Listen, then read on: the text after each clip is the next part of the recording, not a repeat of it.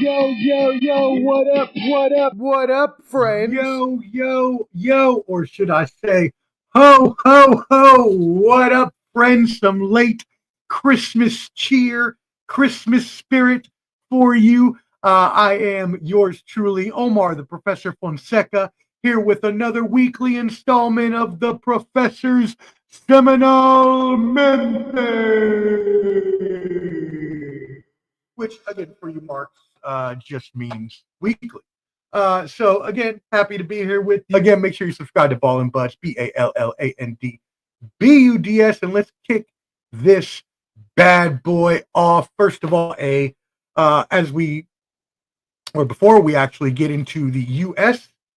News portion, just wanted to send a rest in power out to a couple of people in our history here in this world who have made an impact.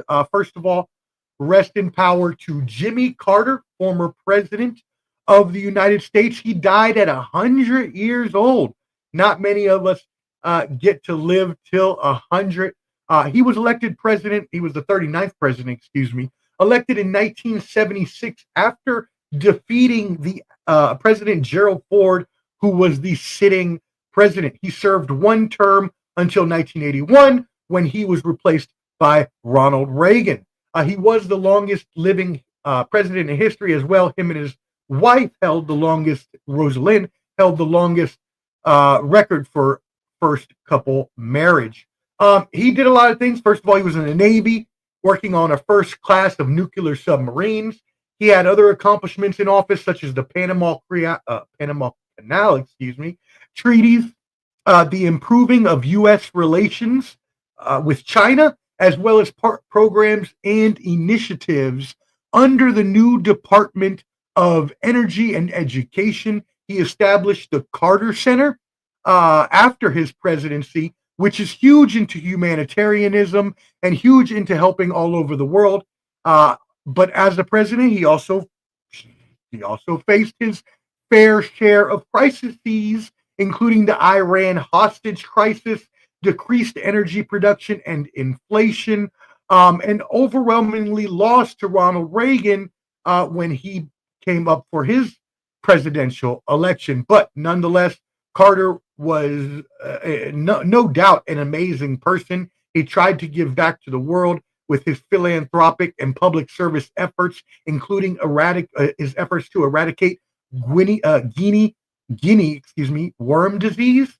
He was the 2002 Nobel Peace Prize recipient for decades of untiring effort to find peaceful solutions to international conflicts, advance democracy and human rights, and promote economic and social development. So a rest in power to former President Jimmy Carter, and also a rest in power to Greg Gumbel, age 78. Greg Gumbel, a lifetime achievement award winner, a very respected in the media field that I am in as broadcaster. He had a career that spanned over 50 years. If you've watched any sort of sporting event, he has probably covered it, including Super Bowl, March Madness. He was the anchor for ESPN Sports Center. He was a studio host for NBC Sports. So many other amazing things that he did in his lifetime in terms of media and journalism. And so a huge shout out and rest in power to him and Jimmy Carter as well.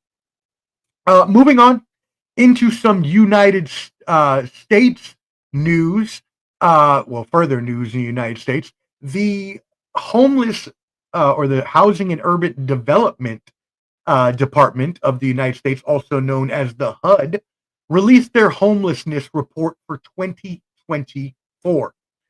The report states that homelessness in the United States has reached its highest level this year since the federal government began keeping records roughly 2 decades ago.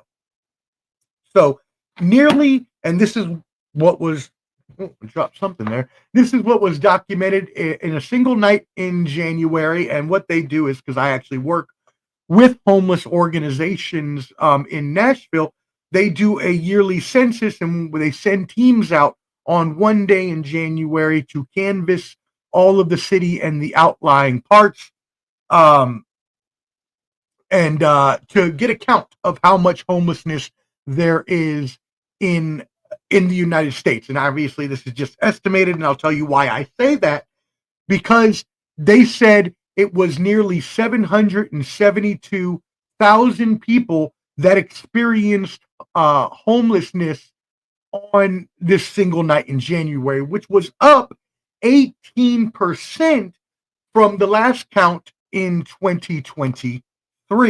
Now, according to, and this is obviously according to federal tallies taken all over across the nation, but the report went on to say that it was attributed to various factors, including high rent, the end of pandemic era protections, and an influx of migrants that have overwhelmed shelters in cities like Chicago, New York City, and Denver. Now, obviously, all of those things seem to be quite obvious in terms of why homelessness would be increased. But as you all know, I am not here I am very solutions oriented. I am not here to want to harp more on the problem of homelessness itself, which is a huge problem, in which I will go further into on my new Mind of the Professor coming in the new year. I was going to do it before the end of the year, but I didn't want to end the year on a bad note.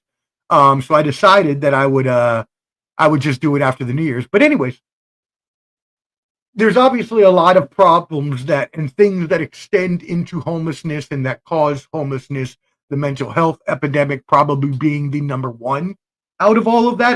I would say, if I had to guess, and I'm pretty sure it is. And again, I'll go deeper into that in later weeks. But what I'm here and I want to talk about more is how can we solve the problem, right? Because obviously it is a huge problem. Obviously, people are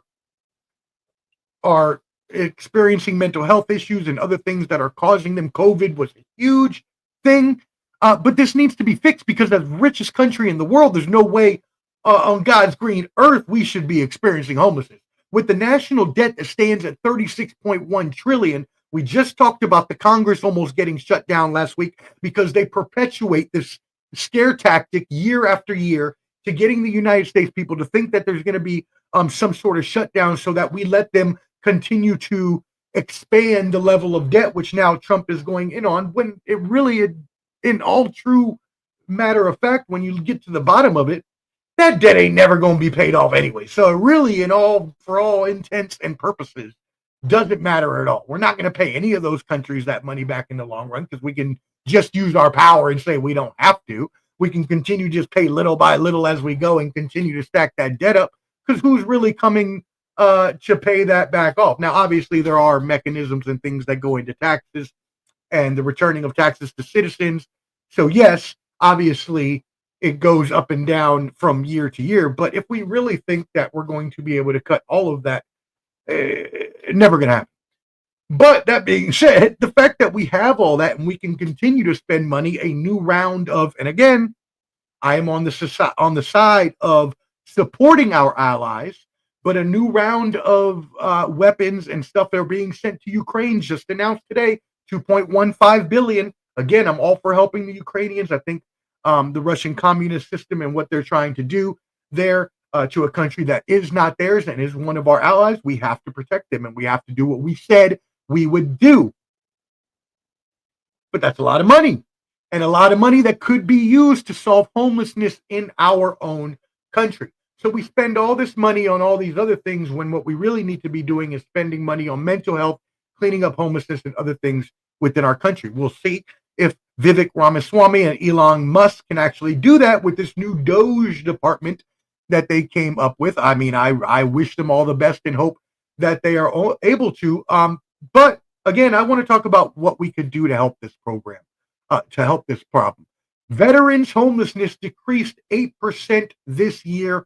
Awesome. 11% of unsheltered veterans decrease in unsheltered veterans, So that's great. So if we're able to do that with the veteran homelessness population, and I've been working with that and the Veterans Affairs and that sort of system for a while, different organizations trying to help especially the veterans, because there is the free care for veterans to get off the street.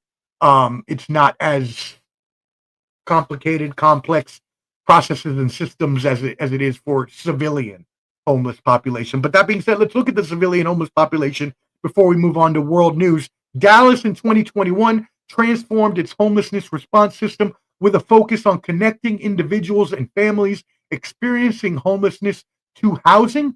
And to do so, they created a street to home initiative, a 30 million public private initiative which strives to cut unsheltered homelessness in half by 2026.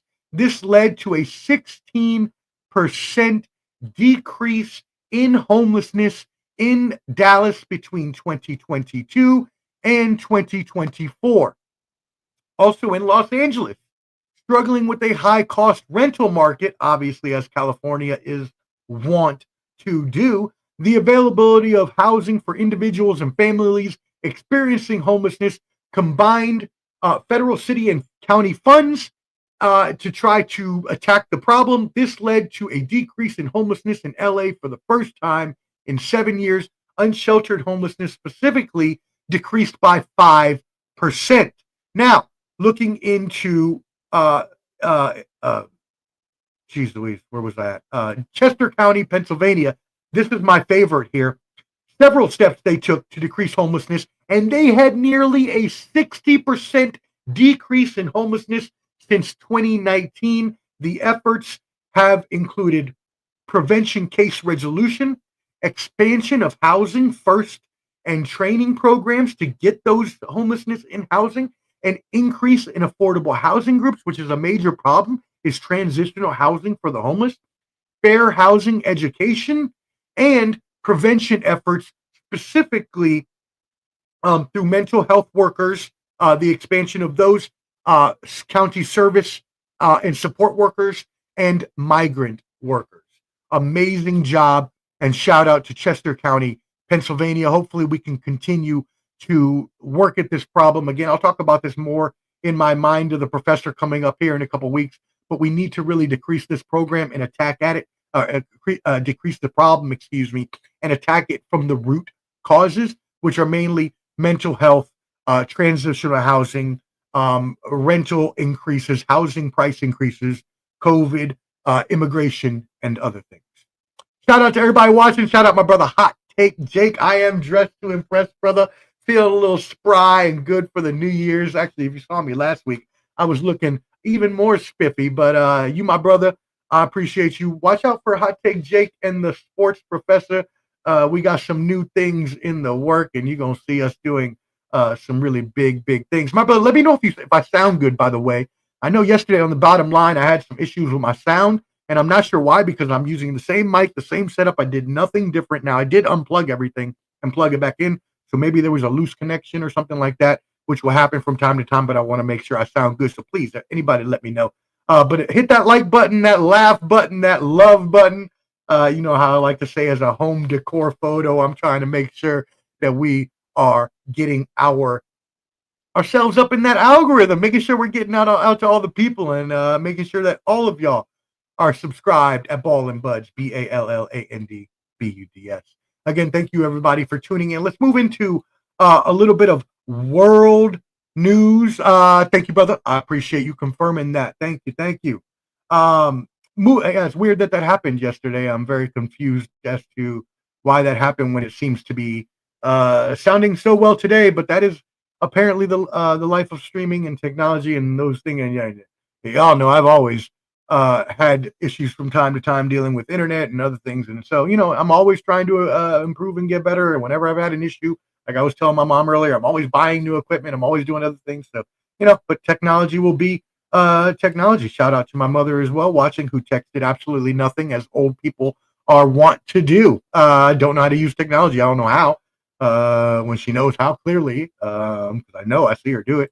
Anyways, y'all make sure, again, y'all subscribe. Moving into world news, First of all, some sad news here, really. A couple of horrible incidents happened. First, we'll talk about the one in South Korea. A commercial airliner operated by Jeju Air, a Boeing 737-800 en route from Bangkok, was headed towards South Korea's Muwon Airport.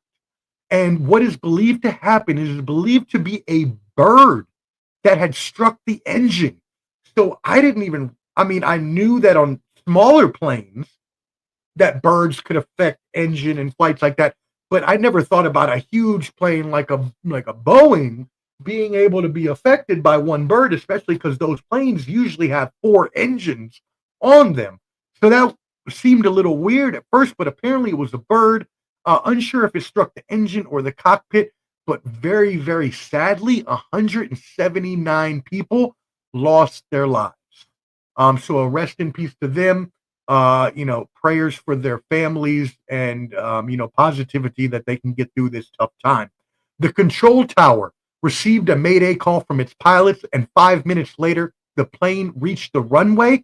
Unfortunately, as it was coming into land, the landing gear failed to deploy, and it landed with no tires and just skid and ran into a wall and then exploded at the embankment. So it's very sad. Obviously, it's going to take weeks for them to analyze the black boxes, which are things that they have on airplanes that will give more context to what happened when planes crash. It has all the communications and all the satellite information or latitude, longitude, and all that stuff. But it usually takes weeks to come back after being analyzed. So very horrible, especially for a country that's already dealing with a lot with the impeachment of their president, Yoon Suk Yeol. To update you on that, we talked about that a couple weeks ago.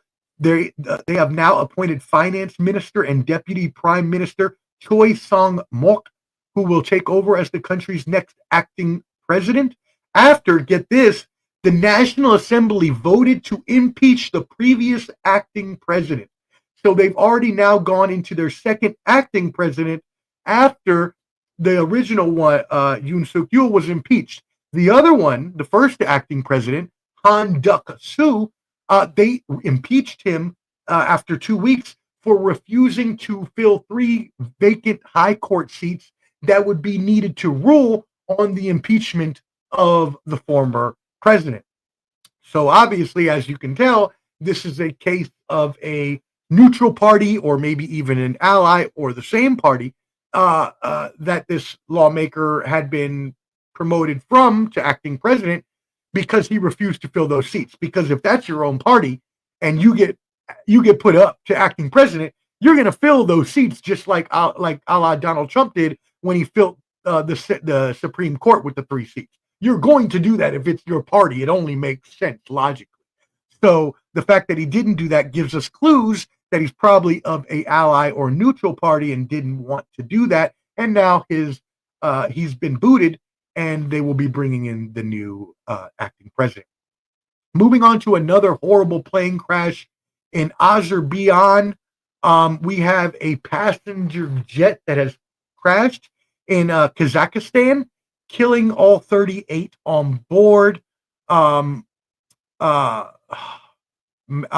Killing 38 on board. I apologize. But at least 29 people did survive. But all of those people were unfortunately injured. So again, prayers to the family of those who lost their loved ones. Obviously, rest in peace to those that they lost. And some here were survived, while on the one that we had just talked about before, only 2 people survived in that South Korean crash. So very horrible here that 2 plane crashes happened. This one, a little more subterfuge, a little more deceptiveness, a little more chicanery possibly involved. What a great word for a, I'm not going to do that joke right now because this is a serious subject, so I will keep on task. But apparently, what happened here? So the aircraft, a Azerbaijan Airlines Embraer 190, was traveling from the country's capital city of Baku to Grozny in Russia on Wednesday when it had to reverse course. The aircraft traveled over the Caspian Sea, attempting to land in Aktau, Kazakhstan. But before it could get there, it had to reverse course and start trying to fly towards Russia. Well, as it went into Russia, it made multiple attempts, 2 attempts, to land at Grozny, the airport there. Apparently, after the second time, the pilot, excuse me, was given added additional airports to land at, which for some reason he did not choose to, or did not and tried to, or maybe he didn't get the message or whatever it was, but tried to land again. So the aviation chief of Azerbaijan did not say if it was actually, or the Azerbaijan did not say if it was actually Russia, but they said they suspected physical or technical interference. Analysts do suggest that they believe it was a missile from Russia's air defense system. What was happening that a missile would go off? Well, there had been Ukrainian drone attacks in the region, and Russia was defending, and that's why they told them not to land at that airport, as there were drones and missiles that could go off at any point in time. Again, we don't know why the pilot continued to try to land there, but apparently the analysts believe that this could be Russian missiles which shot down this commercial plane, which would be a very, very horrible thing if that's the case. Vladimir Putin, the Russian president, came out and apologized, but would not actually say whether it was due to Russia or not. But the fact that he apologizes lends some sort of credence to the fact that he's saying at least it happened in Russian airspace. So again, this is a little more on the foggy side of things, a little more of a smoky picture here that we're going to have to see what happened. But apparently, people that survived the plane crash and sustained injuries said that they heard noises and felt foreign particles penetrating the cabin as they were going down. So crazy story here. Again, Russia says they won't say if it was or not them, while the Azerbaijan will not directly accuse, because obviously Russia has a much bigger army and can then go out and do to Ukraine what they could do to Azerbaijan, even worse, but also their allies. So we'll see what happens here. We'll keep you updated as always. And then finally, in world news, Egypt. This is a crazy, great news. Malaria has been declared extinct in Egypt. Yes, I repeat, Egypt has been declared malaria-free by the WHO, by the World Health Organization. That's crazy. Even in their announcement, the WHO Director General said after 100 years of anti-mosquito efforts that the disease that plagued the pharaohs, he says, now belongs to history. They are the third country in the Eastern Mediterranean region, following UAE and Morocco, to get a clean bill of health.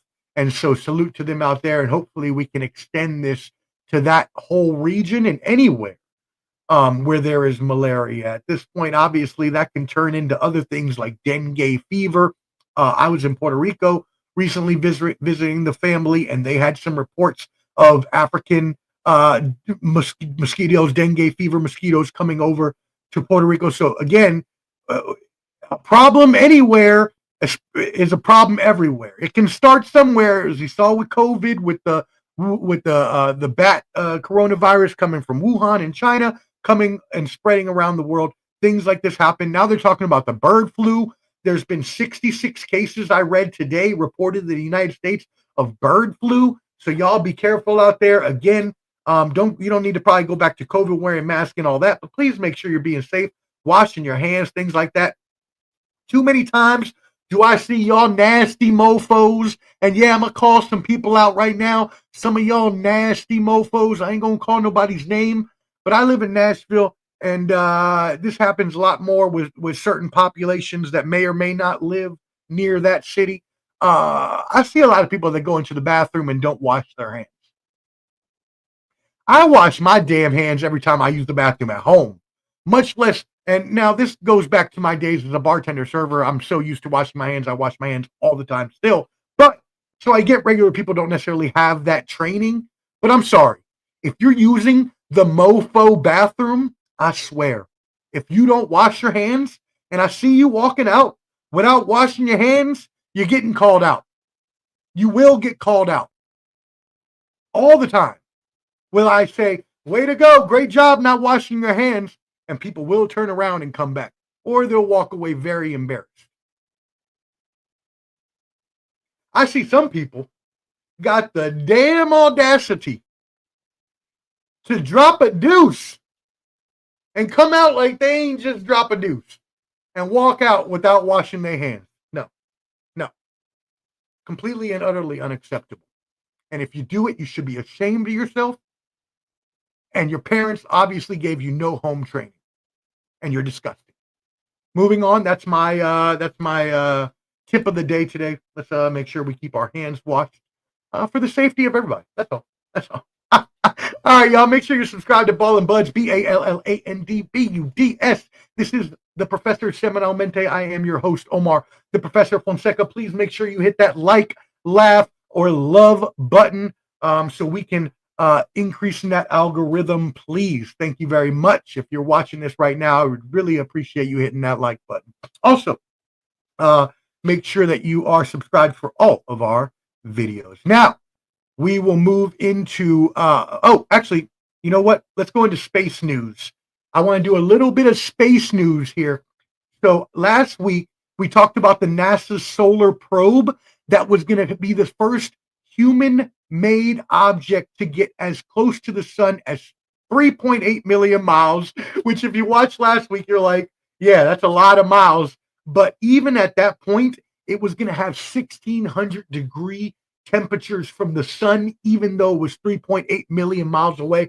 Well, I am proud to announce, especially because NASA having a satellite there in College Park, where I went to school at the University of Maryland, the 1,500-pound solar probe Parker successfully came within 3.8 million miles of the sun, and its safe status transmitted a beacon signal back to Earth, which again marks a significant milestone in NASA's mission to study the sun's corona and solar wind. We will expect more data in the coming weeks, and I will always keep you updated. Other space news: the James Webb Space Telescope, detects the most distant spiral galaxy to date, formed, hear this, y'all, roughly 1 billion years ago after the Big Bang. Holy cannolis, geez Louise, wowzers. That's crazy. They have now detected a galaxy 1 billion years from the past. And get this, even better, there is a new observatory being built in Chile, the Vera Rubin Observatory, named after the famous trailblazing astronomer Vera Rubin, who discovered the evidence for dark matter, which is the substance that binds all the galaxies together that we know nothing about. They are building a new $473 million observatory way up in the hills. It's going to have the biggest or largest digital camera ever constructed. It's going to use a 5 meter wide camera or mirror to then blast off all of the signals to be able to see all over the universe. It's going to be crazy. They're going to be able to put together a 10-year time lapse of the universe. Wow. So imagine we'll be able to see lapses of different times going all the way back in history of the universe, and we'll be able to start finding out all the things we don't know about dark matter and black holes and all of that stuff. Now scientists will start to be able to find out because of this new awesome technology, digital camera and observatory, the Vera Rubin Observatory. Hey, shout out to my middle name. In Chile, so up in the mountains of Chile. Shout out to our Chilean fans out there, and shout out to all our fans of Ball and Buzz. Again, if you're watching, hit that like button. All right, moving on into entertainment news. So this past week, Netflix tried to take on the huge task of a Christmas Day NFL doubleheader. If you watched Netflix's Mike Tyson versus Jake Paul fight a few months ago, you'll remember all the streaming issues they had, especially a little ostentatious. What a great word for a Puerto Rican on a live TV show. Shout out my brother Conan. I hope you are getting well. Blessings in your health, my brother. Remember when they had the little screen that stopped on Mike Tyson's naked buttocks? They didn't have those problems this time around, but they also report that they did have the most streamed NFL game in U.S. history, 24.3 million viewers for the Ravens versus Texans, and 24.1 million, so about the same, a little less, for the Chiefs Steelers, which was not, they both weren't honestly great games. They were both blowouts. So I'm really surprised that the viewership, that's obviously top line viewership. That's obviously not the whole time. I'm sure it dropped off once the blowout started to occur. But either way, huge for Netflix to say, because that's a lot of audience that they prove now they can hold. In other entertainment news, the NFL has 13 of the top 15 TV shows in 2024, as they normally do. It's just crazy. Football is the most watched and loved thing in America, as it continues to be. There were two other shows only in the top 15 that actually had viewership even close to that. And it was a show called Fire Country, which I've never even heard about, and Next Top Chef. And both of those were after runs and had the lead in of an AFC championship game and the Thanksgiving game. So they only had their ratings because of football, because then they lost all that viewership in subsequent episodes. So even in entertainment, football seems to always rue the day. So pretty crazy there. But anyways, the NFL did go up against NBA in ratings. The NBA, which it used to be their day, Christmas, has now gotten that taken away from them, but they put up an awesome showing, even though they were on ESPN and ABC and not necessarily on streaming. They did average 5.25 million viewers, which was up from 84% from a year ago. So really great news for them. Lakers win over the Warriors was the most watched game at 7.76 million. This is really good for them because there's been a lot of talk of the NBA's decline in their TV ratings.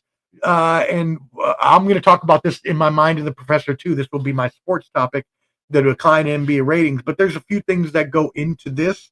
And the NFL is just one of them. The NFL taking away their stake of Christmas Day does not help them at all. Although we know usually after Christmas Day, after football ends, Martin Luther King Day holiday, where they have another slate of 5 games, the NBA really kicks into high gear before the playoffs and the championships. Cool. All right. Well, thank you all again, as always, for tuning in. We are going to move into from our entertainment portion into our sports portion of the program. So make sure you're subscribed to Ball and Buds, BALLANDBUDS, and hit that like button, that heart button, that laugh button. If you're watching right now, I'd really appreciate you hitting that for us. So YouTube and Instagram can go ahead and hit that out to everybody else. Let's move into some sports. First of all, let's go ahead and talk about our rankings. We usually do our power rankings for every week. So we're going to go ahead and get into our men's and women's college basketball rankings. So as always, I'm going to start with or not as always, but I said has been. It's like that meme of the cat. Can I has a cheeseburger? Even though I don't like cats, but I do remember that meme because it was very funny. Not that I don't like cats. I shouldn't say that before we get some hate on this program. It's not that I don't like cats. I am allergic to cats. I am very allergic to cats. So I just don't like to be around cats. Now, will I say that the majority of people that I have known to own a cat have complained about their cat. A lot more than the dog owners have complained about their cats. Yeah, yeah, that's a true statement. That's a true statement. Now, again, I'm not here to say dogs are better than cats because they are. I'm a former dog owner. I'm not allergic to dogs. But from what I hear from my fellow animal lovers and cat owners, is that cats just don't really care about their owners. Very standoffish. Obviously, that's not 100% of the time, so don't send in your hate mail. Obviously, that's not 100% of the time. There are times when they're loving, but for the most part, and had I had a a friend, a roommate that I lived with that had a cat that pretty much just wanted to stay away from everybody, including them. So this is confirmed in my own eyes. But anyway, I don't know where I got off on that track or that random diatribe. But anyways, not that I don't like cats, I'm just allergic. But anyways, moving on. Women's college basketball. I have no clue how I even got there. Women's college basketball rankings. Number one, yes, my Lady Bruins, UCLA. Lady Bruins still on top at the number one spot, 13-0, undefeated. South Carolina Lady Gamecocks coming in at 12 wins, 1 loss at number 3. The Notre Dame at 11 wins, 2 losses at number 4. FUSC at 12 wins, 1 losses. We don't like no Trojan condoms on this program.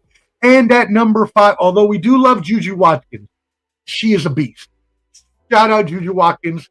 If you played for any other team, I would love you even more, and I still love you because you're an awesome basketball player, but I cannot support the team you play for.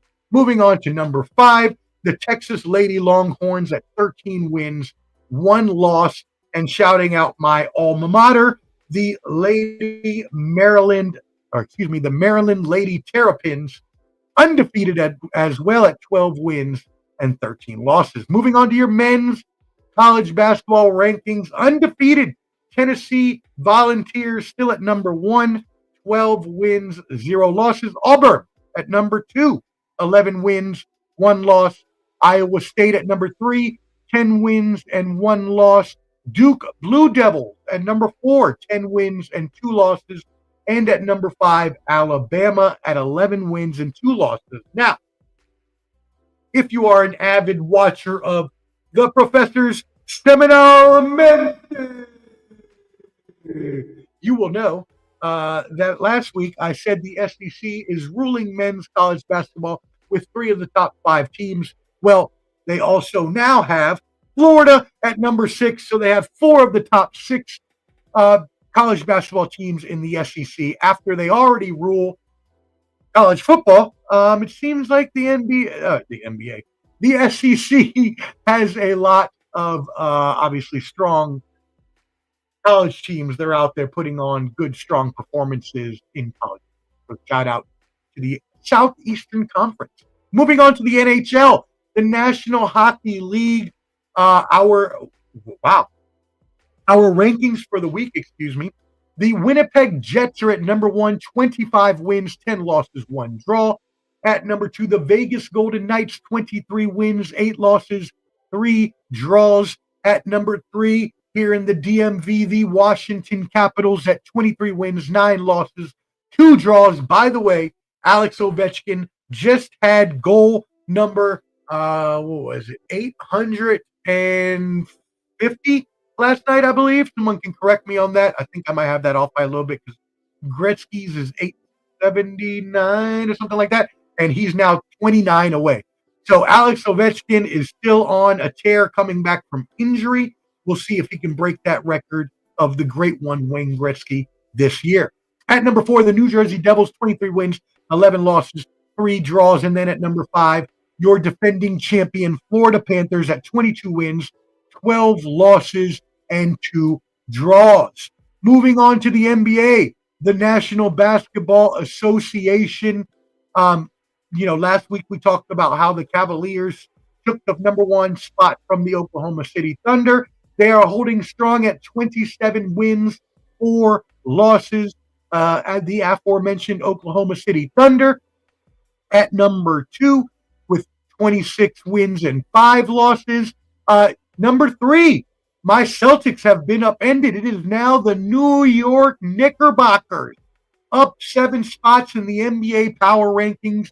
They are 22 and 10. And then my Celtics dropped 3 spots to the number 4 ranking, 23 and 9 losses. And then finally, the Memphis Grizzlies at number 5 with 22 and 11 losses. Now, we move into NFL and college football before we end for the evening. So the NFL, I am going to go ahead and, like last week, I want to bring up and present to you the NFL playoff picture and what that actually looks like right now. So you can see as we have this up here in the AFC and in the NFC, there are both 1 playoff spot available. You can see with my nice Andy huge purple cursor here on the screen. I made it big because I'm not old, but for some reason my mouse doesn't likes to act up from time to time. So I gotta give it a little jolt. Anyways, in the AFC, you got the Chiefs at 15 and 1, straight domination in the AFC. Bills number 2, Ravens at number 3. So again, these 2 top spots are solidified. The Chiefs will get the bye here, and the Bills will be at the number 2 seed. The Ravens at number 3, Texans number 4, Steelers 5, Chargers 6. Okay, now let's look at who's in the hunt here. We still have, after a wild week of games, the Broncos, the Dolphins, and the Bengals. So what happened? If you remember on Saturday, there was an amazing game between the Broncos and the Bengals. Bengals won in overtime at the last minute after a back-and-forth game.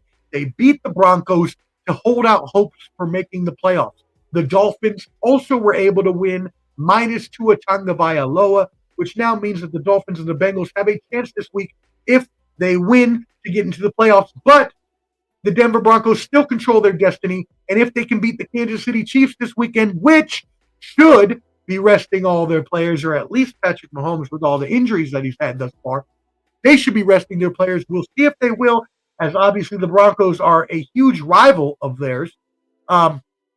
If they don't win, the Broncos, so believe me, Chiefs Nation, as a Raiders fan and also a fellow hater of hot takes, Jake Broncos, if the Chiefs would love to knock out the Broncos. Let me just put it that way.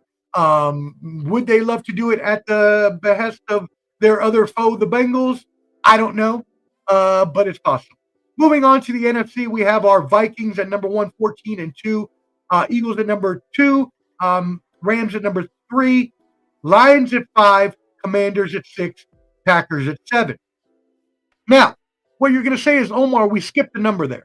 We skipped number 4. And yes, that is true. We did skip number 4, and I'm going to tell you why. We have a crazy, crazy race going on, and I'm going to show you who's in the hunt here.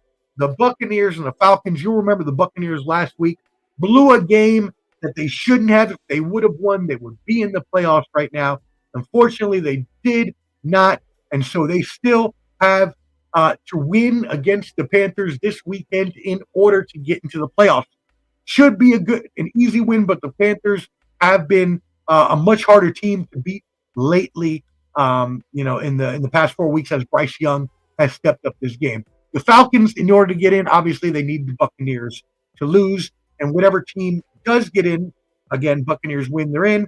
Falcons with a win and a Bucs loss will go into number 4. But also, what I would like to point out is there is a huge game this week between the Lions and the Vikings. You can see the Vikings have a 14 and 2 record. The Lions have a 13 and 2 record. Huge divisional foes here. Last week of the season, winner takes the number 1 spot and the bye. Woo! Detroit, with all the injuries they've had and a little bit of lull at the end of the season, desperately needs this victory and the bye. This is going to be one of the best and most hard-fought games we have seen in a long, long time. I am truly looking forward to what that is going to offer us this weekend. So, that's going to be a great, great game. Thank you again for y'all tuning in. There's a lot of y'all out there watching. I really appreciate it. Again, I am Omar, the Professor Fonseca. This is the Professor's Semanalmente. Go ahead and hit that like button for me, please. Get us out there so Ball and Buds can be spread to the masses. We've got a lot of new shows in the work to add to this and our other lineup of shows. I'll be announcing a little bit more of that here in about 10 minutes or so as we end this episode. Let's get into our college basketball. That'll be pretty much the last thing we're going to do today.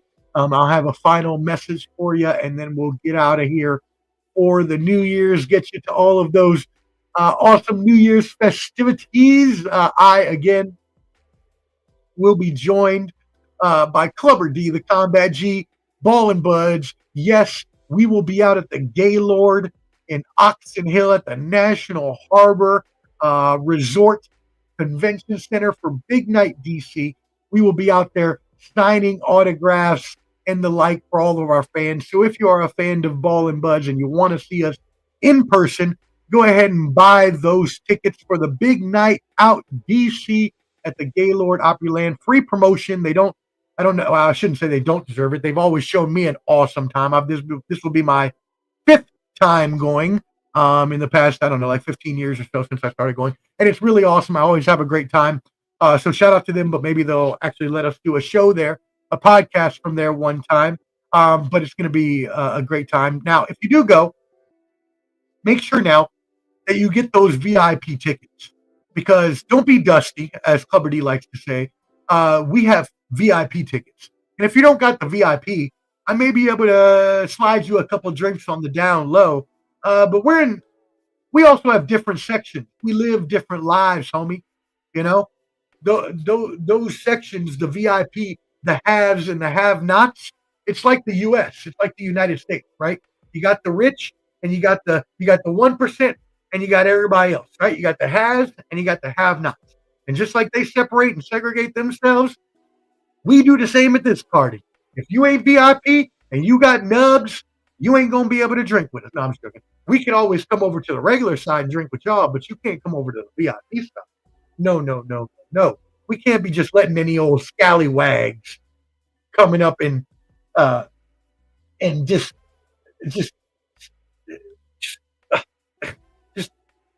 I can't even say what would happen if we let y'all into the VIP. Anyways, I just joke around. I love y'all, all of our fans. Let's get into this college football playoffs. Huge games coming up tomorrow for obviously New Year's Eve, and then as well on New Year's Day. It's going to be a great next couple days for the college football playoffs. And so let's go ahead and look at our bracket here, first of all. So you'll see our bracket this week. In the second round, we have Oregon hosting, not hosting. All these games are neutral. I apologize. But Oregon and Ohio State. We also have Arizona State versus Texas, Georgia versus Notre Dame, and Boise State versus Penn State. So that is our bracket of our 4 games, which I'll go into more depth in a second. But you all know, avid watchers of this show, I like to show you all the projections and how The Athletic, shout out to The Athletic, I subscribe to them and love them. Shout out to them. They give us projections for who they have as the national champions using a specific algorithm for things that have happened throughout the season. So in order to win the championship, or not in order to, but they have the best percentage or probability of winning the championship at 24% for the Texas Longhorns at number 2, 22% chance to win the national championship, the Ohio State Buckeyes, and then at number 3, the Ohio State would not like if I said the Oregon University at number 3 with a 17% chance. Number 4, Penn State with a 16% chance. And then tied for number 5, Canteens, Georgia Bulldogs, and Notre Dame down there at number 10, or at number 5 with a 10% probability. So those are your teams that have the best chance to win the national championship, with Hot Takes Jake's Texas Longhorns having the best chance to win the championship at a 1 out of every 4. So what that means is they went in and they ran these simulations over and over again, and 1 out of every 4 times, or 25% of the time, the Texas Longhorns won the national championship. So that's a pretty healthy percentage for Hot Take Jake and his Texas Longhorns chances. So let's get into these games real quick. Tomorrow, we have Penn State versus Boise State. That is our one game of the evening, 7:30 p.m. We have Penn State at Boise State. Well, not at, because it's a neutral game in Arizona at State Farm Stadium there in Glendale. But Penn State, again, is the number 6 ranked team, while Boise is the number 3 ranked team. But a lot of people, as you know from watching last week, don't like this, and is the reason they want reseeding, or as Hot Take Jake said, a choice in your opponent of reseeding, is because Penn State is an 11-point favorite over Boise State in this game. Huge favorite. And if that's the case, you should be the higher seed. Now, that doesn't matter really because all the games are neutral. So higher seed, it's only really more for vain purposes, just to make them feel better, for aesthetics. But in the grand scheme of things, it makes no difference. I did choose SMU over Penn State last week. Penn State made me eat those words. James Franklin, who I have lamented as not able to win a big game. I still don't consider SMU to be a big win for them, but at least they won their first playoff game. They are 11-point favorites here. I'm again going with the upset. Until he wins the damn championship, I'm going with the upset. Boise State in a close 3-point victory over Penn State. I'm going to go with Boise State 27-24.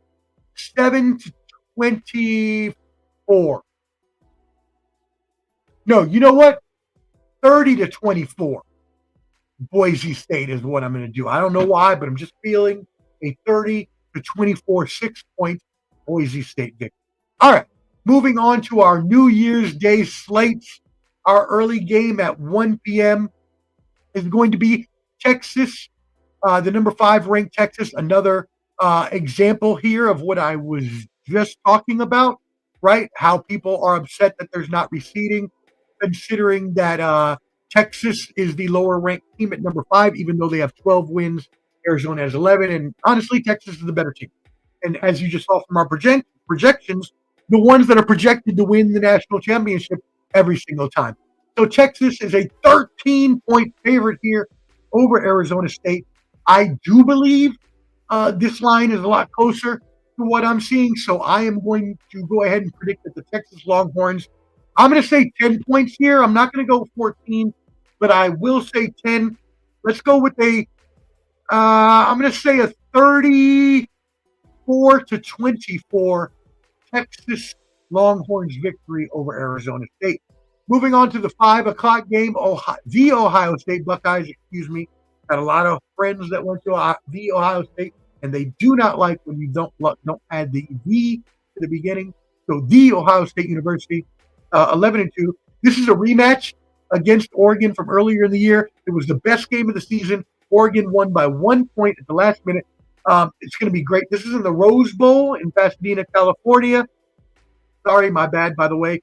Texas Arizona State will be played in the Mercedes-Benz Stadium in Atlanta. Anyways, this game, Ohio State versus Oregon, will be played in the Rose Bowl, where my beloved Bruins play their home games.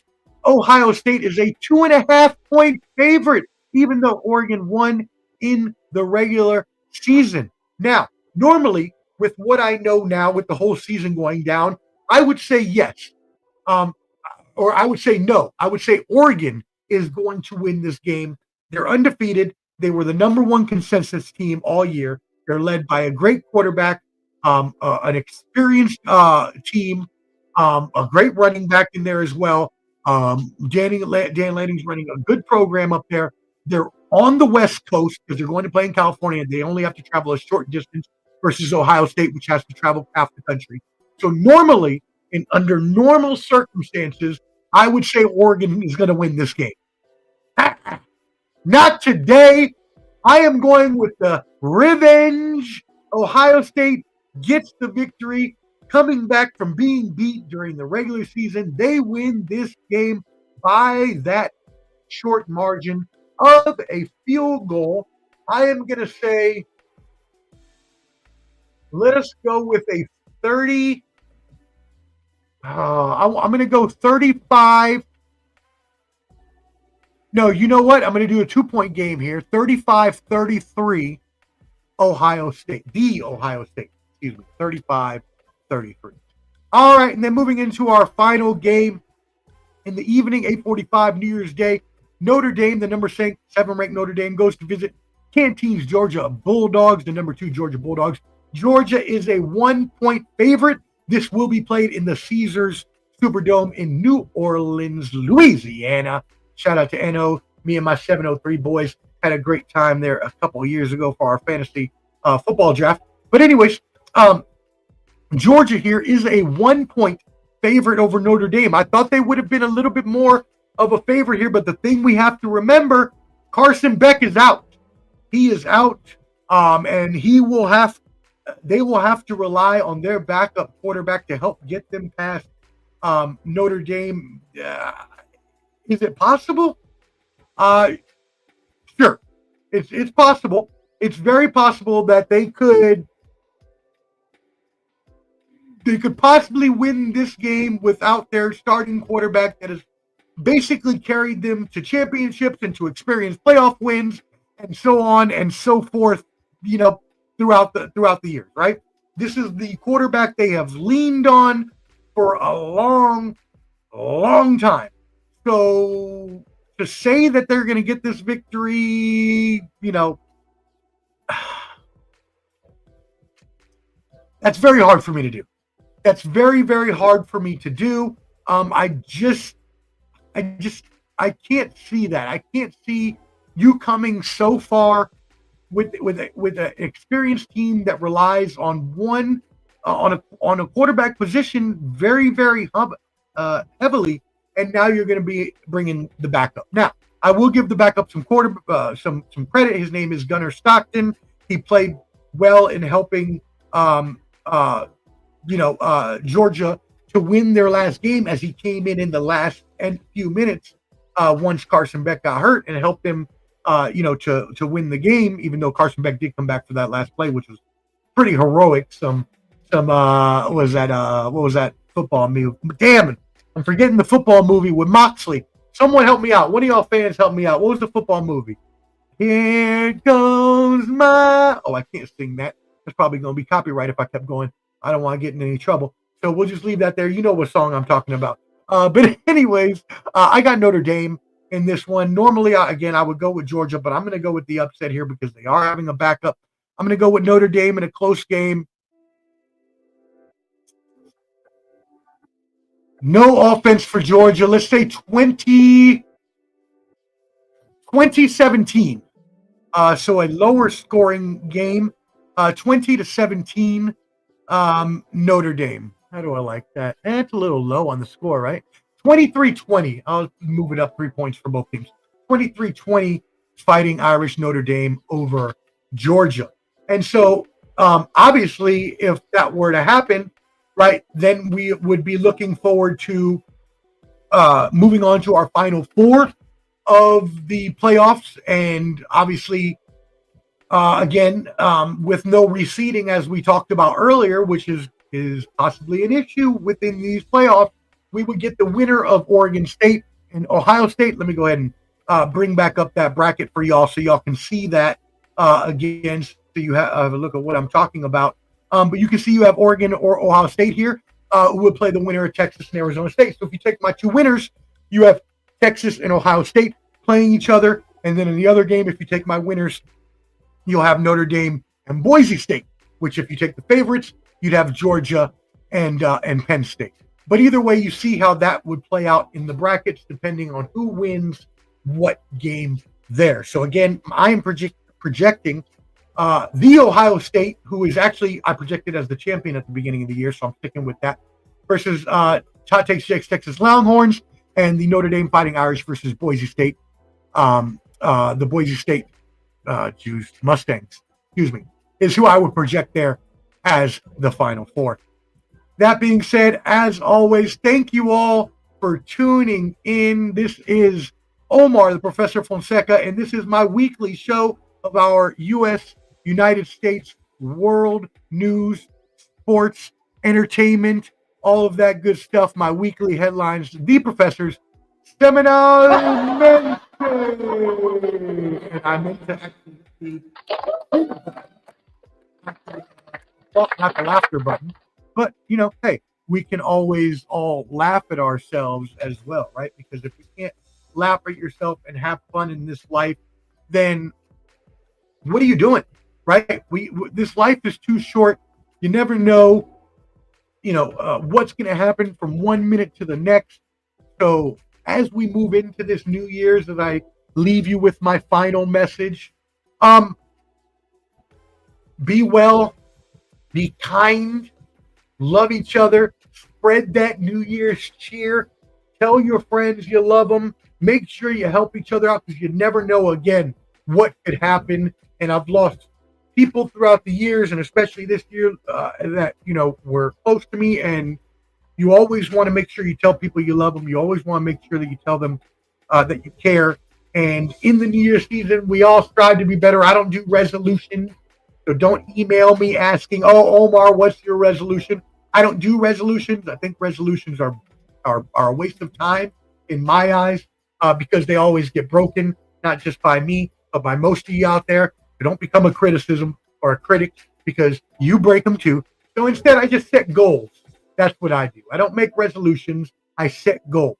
That way, if I don't necessarily reach the intended goal, but I made the work in progress to reach that goal, well, at least I can feel proud in my accomplishment. And that's really rang true this past year. I created a course, a social media course for small business owners.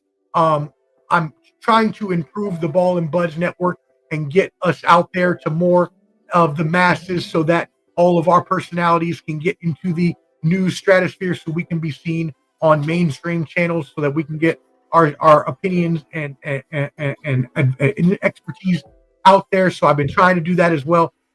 And I realize that these things are a work in progress. I do realize that we live in a society of what have you done for me lately, of instant gratification, and I am guilty of it as all.